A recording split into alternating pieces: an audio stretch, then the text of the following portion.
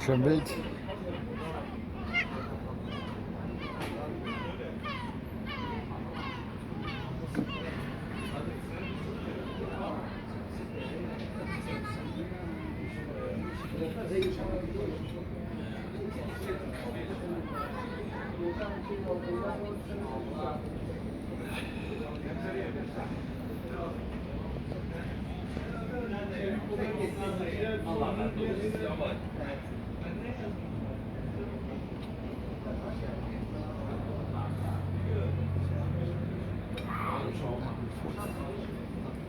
So, das war's jetzt.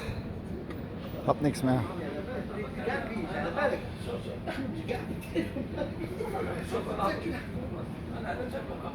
So, das war's.